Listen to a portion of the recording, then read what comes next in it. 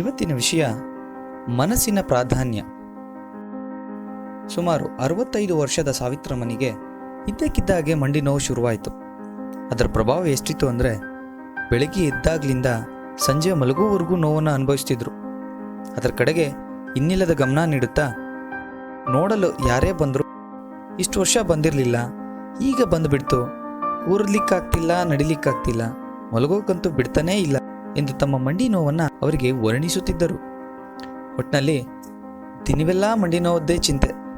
ಅದೊಂದು ಹಳ್ಳಿಯಾದ್ರಿಂದ ಎಲ್ಲ ಆರೋಗ್ಯದ ಸಮಸ್ಯೆಗಳನ್ನು ನೋಡಲು ಒಬ್ಬರೇ ವೈದ್ಯರು. ಅವರ ಬಳಿಗೆ ತೆರಳಿದ ಸಾವಿತ್ರಮ್ಮ ಮಂಡಿ ನೋವಿನ ಕುರಿತು ಹೇಳಿ ಹೇಳಿಯಾಗಿ ಬಿಡಿಸಿಟ್ಟರು. ವೈದ್ಯರು ನೋವು ನಿವಾರಕ ಮಾತ್ರೆಗಳನ್ನು ಕೊಟ್ಟರು. 15 ದಿನ ಕಳೆದರೂ ನೋವು ಮಾತ್ರ ಕಡಿಮೆ ಆಗಲೇ ಇಲ್ಲ.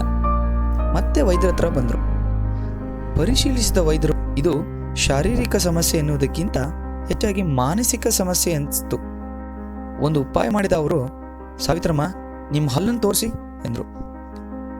ಪರೀಕ್ಷಿಸಿದಂತೆ ಮಾಡಿ, 3 ಹಲ್ಲಿಗಳು ತುಂಬ ಅಪಾಯಕಾರಿ ಸ್ಥಿತಿಯಲ್ಲಿವೆ, ಅವನ್ನು ನೀವು ಹೇಗಾದರೂ ಮಾಡಿ ಕಾಪಾಡಿಕೊಳ್ಳದಿದ್ದರೆ ಇನ್ನು 15 ದಿನದಲ್ಲಿ ಬಿದ್ದು ಹೋಗುತ್ತದೆ ಎಂದರು. ಮಂಡಿ ನೋವು ಅಂತ ಬಂದರೆ ಹಲ್ಲಿನ ಬಗ್ಗೆ ಹೇಳ್ತಾ ಇದ್ರಲ್ಲ ಎಂದು ಸಾವಿತ್ರಮ್ಮಗೆ ಆಶ್ಚರ್ಯ ಆಯಿತು. ಮಾತು ಮುಂದುವರಿಸಿದ ವೈದ್ಯರು, ಪ್ರತಿ ಅರ್ಧ ಗಂಟೆಗೆ ಒಂದ್ಸಲ ಉಪ್ಪು ನೀರು ಹಾಕಿ ಬಾಯಿ ಮುಕ್ಕಳಿಸಿ ಹಲ್ಲನ್ನು ಕಾಪಾಡಿಕೊಳ್ಬೇಕು.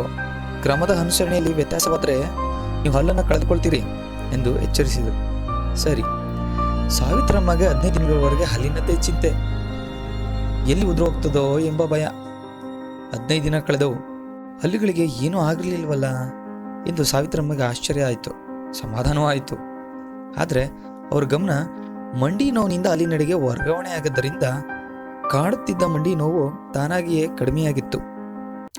ಜೀವನದ ಮುಖ್ಯ ವಿಷಯಗಳಿಗೂ ಹೀಗೆಯೇ. ನಾವು ಯಾವುದಕ್ಕೆ ಪ್ರಾಧಾನ್ಯ ಕೊಡ್ತೇವೋ ಅದು ಹೆಚ್ಚಾಗಿ ನಮ್ಮ ಜೊತೆ ಕೆಲಸ ಮಾಡ್ತದೆ. ಅದಕ್ಕಿಂತ ಬೇರೆಯದೇ ವಿಷಯಕ್ಕೆ ಪ್ರಾಮುಖ್ಯತೆ ಕೊಟ್ಟಾಗ ಮೊದಲಿನ ವಿಷಯ ಗೌಣವಾಗ್ತದೆ. ವೈದ್ಯರು ಸಾವಿತ್ರಮ್ಮಗೆ ಹೇಳಿದ್ದು ಮಾಡಿದ್ದು ಅದನ್ನೇ. ಹಲ್ಲಿನದ್ದೇನೋ ಸಮಸ್ಯೆ ಇರಲಿಲ್ಲ, ಆದರೆ ಹಲ್ಲಿನ ಕಡೆ ಅವರ ಗಮನ ಸೆಳೆದರೆ ಮಂಡಿ ನೋವು ಕಡಿಮೆ ಆಗ್ಬೋದೇನೋ ಎಂದು ವೈದ್ಯರ ಮನಸ್ಸು ಹೇಳಿತು. ಅದರಂತೆಯೇ ನಡೆಯಿತು ಕೂಡ. ಅಷ್ಟಕ್ಕೂ ಎಲ್ಲ ಸುಖಗಳಿಗೂ ದುಃಖಗಳಿಗೂ ಮನಸ್ಸೇ ಮೂಲ ಕಾರಣ ಅಲ್ಲವೇ?